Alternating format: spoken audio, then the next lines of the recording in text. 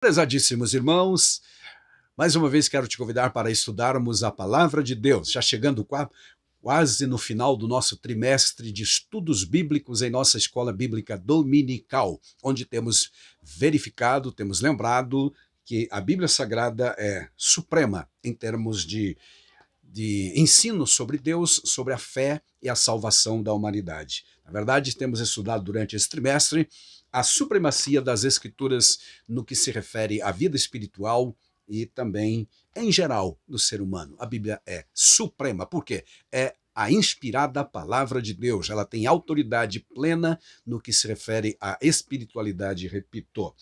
Hoje chegamos à lição número 12, depois de termos estudado várias facetas a respeito dessa autoridade suprema da Bíblia Sagrada e a sua utilidade para a vida prática, porque, como nós dizemos há muitos anos, a Bíblia Sagrada é a única regra de fé e prática para aqueles que acreditam em Jesus Cristo. Hoje, portanto, falaremos das epístolas. As epístolas, que são um total de 21 cartas do Novo Testamento. As epístolas instruem e formam os cristãos. É o título desta lição número 12. Glória a Deus por isto. As epístolas ocupam, então, um espaço grande. Quase 80% de todo o volume de escritos sagrados do Novo Testamento é composto por epístolas. Repetindo, são 21 no total. Dessas 21, 13 delas são de autoria de Paulo. E falando nisto, nós temos, por exemplo, em 1 Coríntios, capítulo 1, a introdução da primeira carta de Paulo aos Coríntios, diz assim, nos primeiros 3 versículos: Paulo, chamado apóstolo de Jesus Cristo pela vontade de Deus, e o irmão Sóstenes, a igreja de Deus que está em Corinto. Veja que esta é uma epístola, então, chamada congregacional, ou seja, direcionada a uma congregação e não geral. Ela não foi direcionada, pelo menos inicialmente, para vários destinatários ou várias cidades, mas especificamente eram os coríntios que receberam esta carta e, portanto, o conteúdo dela vem de encontro a algumas necessidades que aquela igreja vinha passando. Inclusive, eles fizeram algumas perguntas para o apóstolo Paulo via escritos, como lemos lá em capítulo 7, verso 1. Continuando, o verso 2 diz: a igreja de Deus, então, que está em Corinto, aos santificados em Jesus Cristo, chamados para ser santos, com todos os que em todo lugar invocam o nome de nosso Senhor Jesus Cristo, Senhor deles e nosso. Graça e paz de Deus, da parte de Deus, nosso Pai, e do Senhor Jesus Cristo. Este é um extrato, é uma parte, é um exemplo de uma das cartas do apóstolo Paulo, as cartas paulinas. Temos também os escritos de Pedro, em 2 epístolas, e nós extraímos aqui os primeiros 2 versículos da sua primeira carta, que dizem: Pedro, apóstolo de Jesus Cristo, aos estrangeiros dispersos no Ponto, Galácia, Capadócia, Ásia e Bitínia, eleitos segundo a presciência de Deus, Pai, em santificação do Espírito, para a obediência e aspersão do sangue de Jesus Cristo, graça vos seja multiplicada. Um extrato, uma parte também dos escritos do apóstolo João, que diz o seguinte, lá em 2 João: ao ancião, ou melhor, o ancião João, endereçou a senhora eleita e a seus filhos, aos quais amo na verdade, e não somente eu, mas também todos os que têm conhecimento da verdade, por amor da verdade que está em nós e para sempre estará. Amém. 3 extratos diferentes, 3 partes, 3 trechos de epístolas diversas. Primeiro, as cartas de Paulo, aqui representado pelos primeiros textos de Corinto, da primeira aos Coríntios. E depois, o início da carta de Pedro e também escritos de João. As epístolas correspondem, meus amados, então, como já dissemos, a quase 80% do Novo Testamento. Elas representam a instrução vital, ou instruções vitais para a compreensão da doutrina cristã, bem como para a formação do caráter do cristão. Precisamos lembrar que os evangelhos apresentam Jesus, e o evangelho da graça, inclusive encarregam os primeiros discípulos e a todos nós de pregar esse evangelho, divulgar a palavra de Deus. Mas havia necessidade de que alguém explicasse melhor e mais detalhadamente várias das doutrinas cristãs. É bom lembrar também que Jesus, ao prometer o Espírito Santo, lá em João capítulo 16, a partir do 14, mas especialmente o capítulo 16 de João, ele disse: o Espírito da verdade, e quando ele vier, ele vos fará lembrar de tudo que eu falei e vos falará de outras coisas que eu não falei. Em outras palavras, Jesus estava prometendo o Consolador para trazer novas revelações, efetivamente. Repetindo, ele fará lembrar de tudo que eu vos tenho falado e também vos conduzirá a toda a verdade.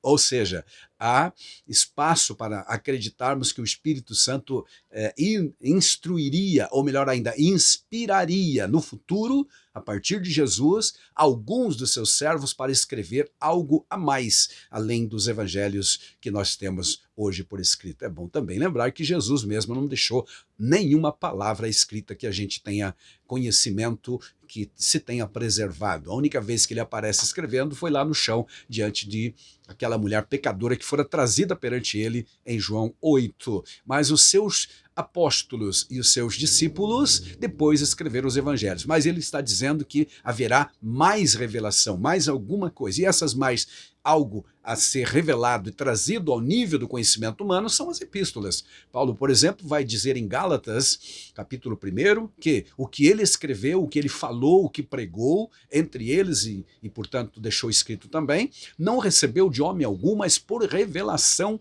de Deus diretamente. Então, o Espírito Santo, repetindo, não só fez com que eles lembrassem-se do que Jesus falou e retratassem como o relato biográfico da vida de Jesus, mas também os inspirou e revelou novas doutrinas a respeito do Espírito Santo, do Pentecoste, dos dons espirituais que encontramos em 1 Coríntios 12, 13, 14, por exemplo, a doutrina da igreja, a doutrina sobre cura divina, sobre o Pentecoste de forma geral, que está em Atos capítulo 2 e também nas epístolas de Paulo. Há vários assuntos específicos que não foram abordados por Jesus nos evangelhos com mais amplitude, mas que aparecem nas epístolas. Portanto, as epístolas realmente nos instruem, é o complemento, é a explanação da doutrina, é a explicação a nível prático nas igrejas lá do primeiro século, naquelas comunidades, mas por extensão a todos nós.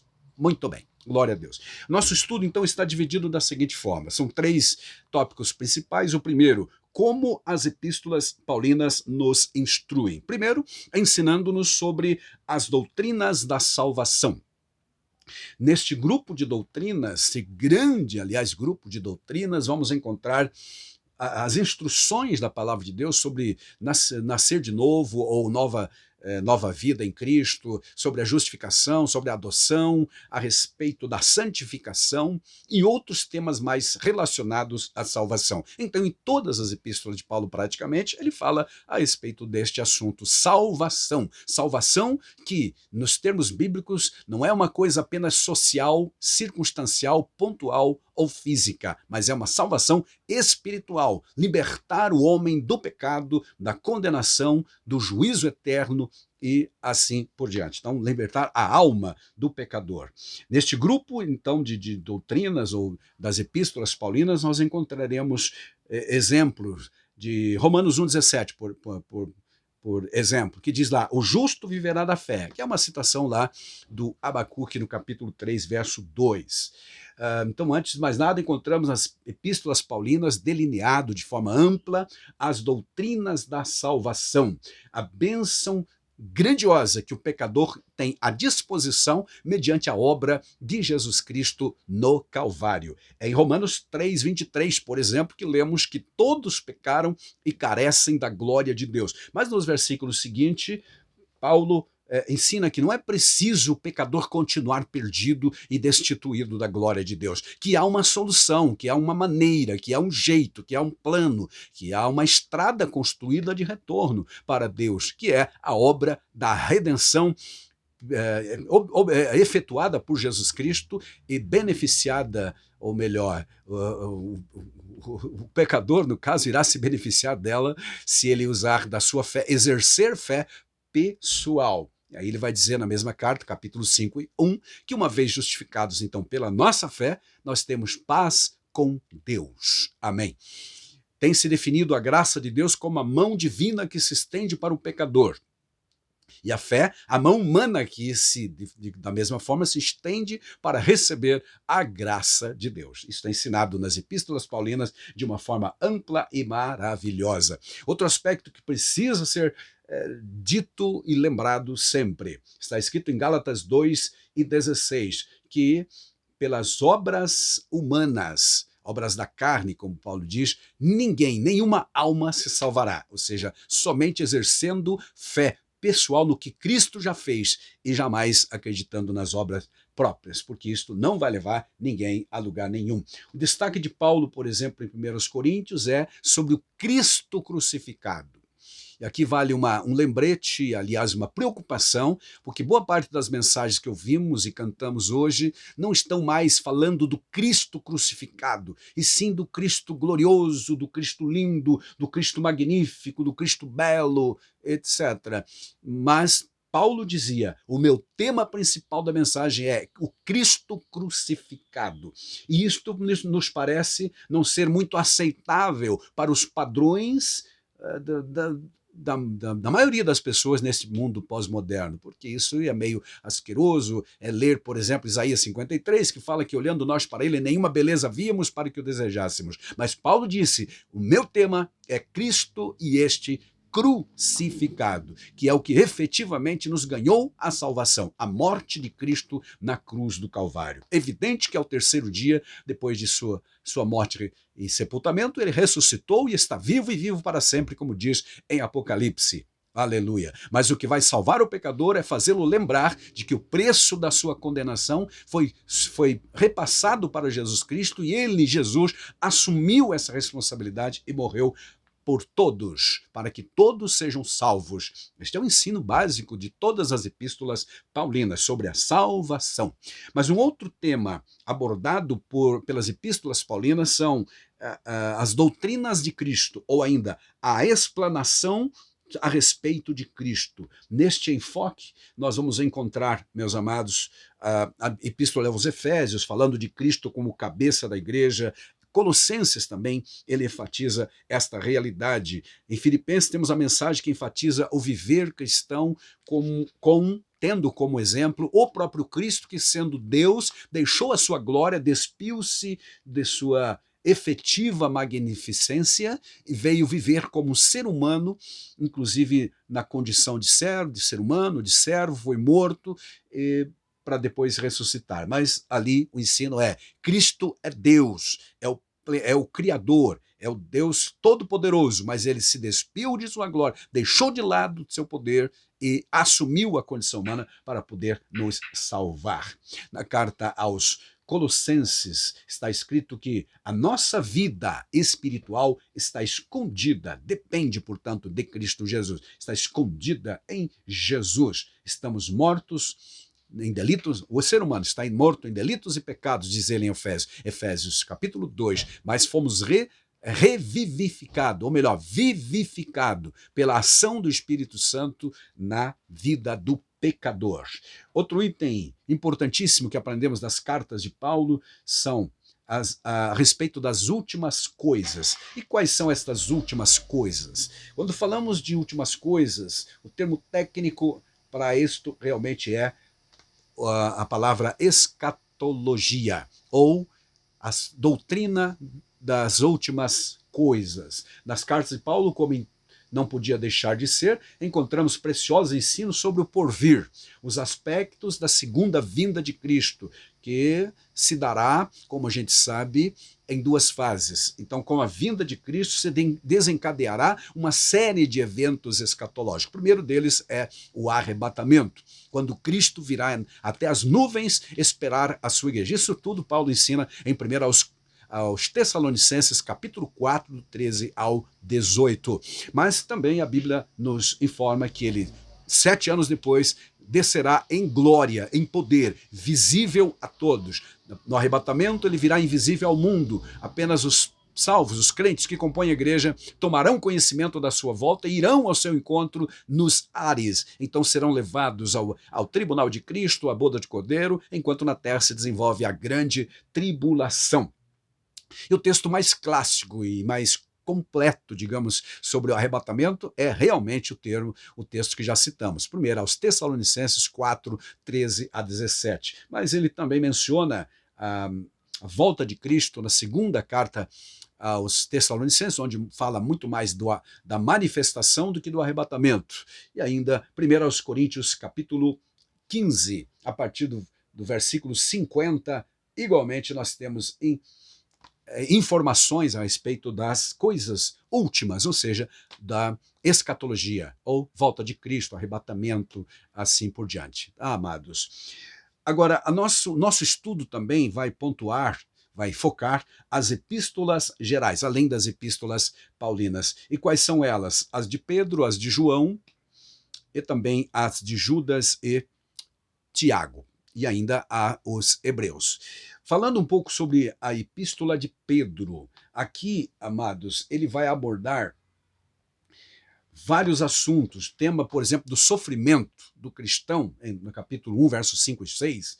E aqui, neste trecho, nós vemos também uma coisa inconciliável em termos humanos, porque ele diz: regozijai-vos no sofrimento. É mais ou menos assim: como é que eu posso me alegrar quando estou sofrendo? Quando, na verdade, o natural é, quando estou sofrendo, eu estar triste, cabisbaixo. Afinal, ninguém vai colocar um sorriso na cara quando está sofrendo. Mas o Pedro diz tudo isso. Isso é possível? Sim, o cristão, diz ele, tem motivos sim para se regozijar. Contudo, precisa estar ciente e consciente de que vai sofrer também.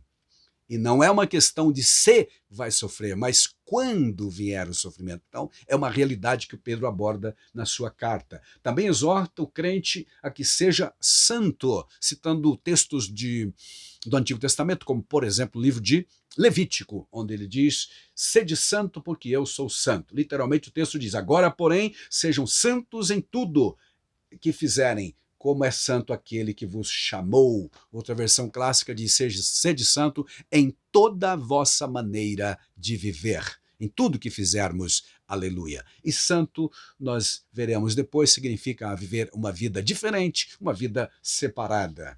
Glória a Deus. E a carta termina falando sobre o agir de Deus, depois das naturais preocupações, lutas, aflições, sofrimentos da vida humana. Ele vai dizer em 1 Pedro 5 e 10 que Deus irá nos aperfeiçoar, confirmar, fortificar e nos tornar crentes fiéis no final das contas, no dia do arrebatamento, irmos para a glória, quando tudo se findar. É Deus finalmente que vai garantir essa nossa vitória final.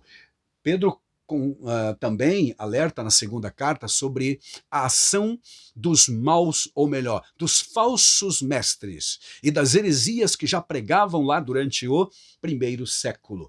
Preocupação esta, aliás, que vem também nas cartas de João. 1 João adverte contra esses falsos ensinos, que eram principalmente o agnosticismo, ou melhor, o gnosticismo pregado, ensinado por lá. Outras heresias, como, por exemplo, a rejeição da divindade de Cristo, não acreditavam esses gnósticos, esses filósofos, que Cristo veio em carne, não acreditavam também na divindade, faziam literalmente uma confusão. E na segunda carta de João, igualmente, ele aborda essas preocupações doutrinárias quanto à mistura com estes ensinos heréticos. E na terceira carta de João, nós vamos encontrar 3 personagens, 2 deles de forma positiva, que trabalhavam para Deus, andavam de acordo com a palavra do Senhor. Eram eles o Gaio e o Demétrio. Mas ele cita um indivíduo também chamado Diótrefes, que além de não fazer o certo, ele procurava impedir aqueles que queriam fazer coisas boas na igreja. Está lá em 3 João 9 e 10. O conselho finalmente que ele dá a estes fiéis irmãos lá, especialmente o Gaio, seu amigo a quem ele endereçou a carta, que era um presbítero da igreja, um líder, e também ao Demétrio, o conselho foi: amado, não imite o que é mal, e sim o que é bom. Faça como fazem os bons. 3 João, verso 11. Aleluia. Dentro ainda das epístolas gerais, nós vamos encontrar as outras 3 cartas gerais, que é de Tiago, primeiro de Hebreus, Tiago e também Judas. Em Hebreus, como a gente já sabe, nós encontramos o ensino supremo sobre a divindade, a vinda de Cristo, onde o autor diz que Jesus é superior aos anjos, superior a Moisés, superior a Arão, superior ao sacerdócio de Arão, ao sacerdócio de Melquisedeque e assim por diante. E ele continua dizendo, por exemplo, que Jesus foi feito mais sublime do que os céus. Esta frase é magnífica, está em Hebreus 7, 26. Também diz-nos que nós devemos olhar para Jesus como autor e consumador da fé, mediante toda a luta, prova e dúvidas que às vezes surgem durante a carreira cristã, lá no capítulo 12, verso 1 e 2 de Hebreus, ele vai dizer então, no meio de tudo isso, olhe para Jesus, ele é o autor e o consumador da fé. Talvez você que está me vendo e ouvindo já passou por tantas decepções na vida, até mesmo com alguns crentes, mas é natural, nós somos humanos e aqui neste mundo temos sim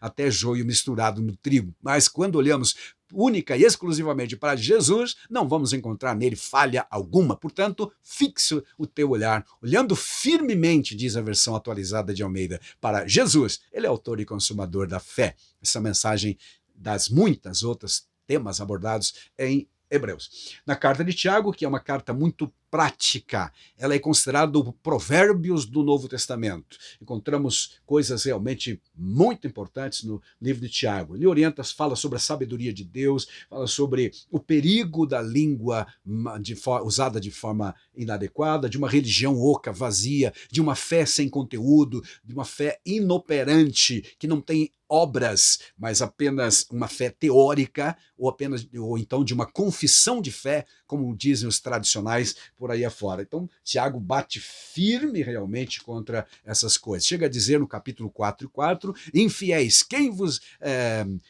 infiéis, não sabeis que a inimizade, aliás, que a amizade do mundo é inimiga de Deus? Repetindo, 4:4 de Tiago está escrito isso, tá? Você não sabe que se você tiver amizade, nem é amor, amizade com o mundo, você se constitui inimigo de Deus? Então, ele é radical. Assim como João já havia dito, não ameis o mundo e nem as coisas que no mundo há, Tiago também vai nessa direção. Ele realmente tem muitas coisas práticas na sua epístola a nos ensinar. E o Judas, bom, nesta pequena carta de Judas, lá pertinho do Apocalipse, a última das epístolas, encontramos ele escrevendo muitas coisas também instrutivas, claro, como todas as demais epístolas. Este Judas era meio-irmão do Senhor. Temos aqui instruções sublimes e alertas também contra as heresias que já graçavam por lá no primeiro século, verso 4. E a exortação a batalharmos pela fé. Fé genuína, fé bíblica, fé gerada pela palavra de Deus, no verso 3. E no fechamento da mensagem, o autor sagrado instrui que o crente deve edificar sua vida de fé, ele chama de fé santíssima, na palavra de Deus, orando no Espírito Santo, especificamente ele diz isso, orando no Espírito Santo, ou seja, orando pela intercessão ou pela inspiração, subordinado à ação do Espírito Santo, que o Paulo vai dizer em Romanos, que intercede por nós com gemidos inexprimíveis. Então, Judas aconselha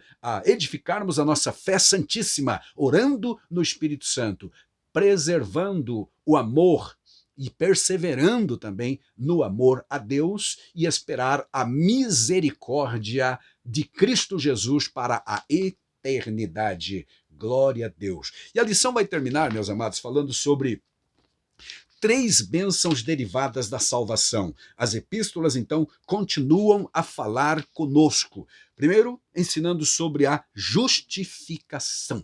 E o que é a justificação? Tem sido definida como um dos aspectos da salvação, uma bênção derivada da obra redentora de nosso Senhor Jesus Cristo. Biblicamente, a justificação significa, amados, absolvição completa, total de qualquer pena. Literalmente significa um termo usado, né, nos tribunais, é chamado de um termo forense, de tribunal, onde Deus declara justo o pecador que estava condenado por conta do pecado.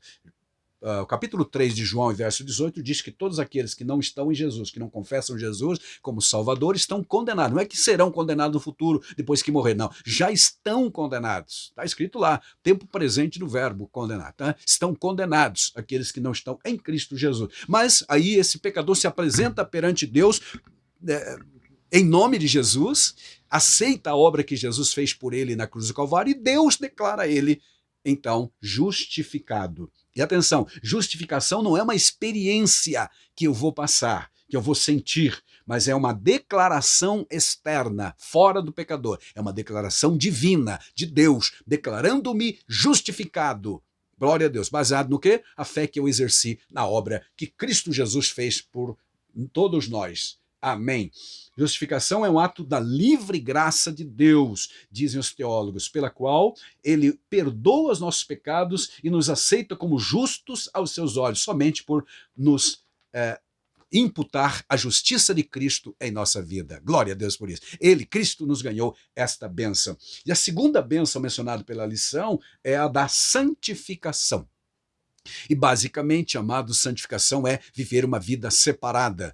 E a santificação, ela tem costumo dizer, uma parceria divina-humana, porque não é só Deus que te santifica e nem só o pecador, não só o crente que faz essa obra. É eu me colocar diante de Deus, pedir graça, força para viver esta vida santificada. Tem 2 aspectos básicos da santificação. O primeiro é posicional. No momento que você foi salvo por Jesus, o Espírito Santo te colocou numa posição de santo, de separado do mundo e do pecado.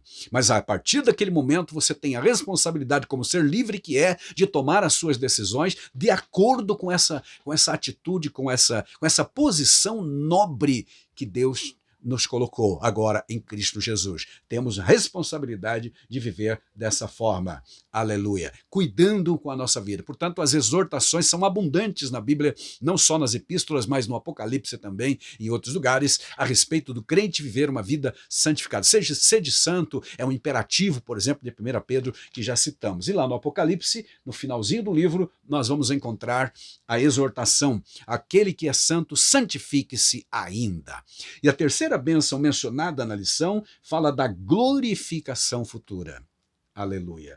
Porque se nós, na justificação, fomos libertos ou livres de qualquer condenação, como diz Romanos 8:1, na santificação estamos sendo libertos da influência e do poder do pecado, conforme Romanos também 6:14. Mas na glorificação, aleluia, nós seremos livres da presença do pecado. O pecado não vai entrar onde o crente glorificado entrará, ou seja, o céu. O poeta tem toda a razão quando escreveu o hino 422 da harpa cristã, que diz: no céu não entra pecado. Glória a Deus. Repetindo, uma vez justificado, eu estou livre da condenação. Minha alma está salva. Agora, neste momento, desde o preciso momento que aceitei a Cristo Jesus como meu Salvador.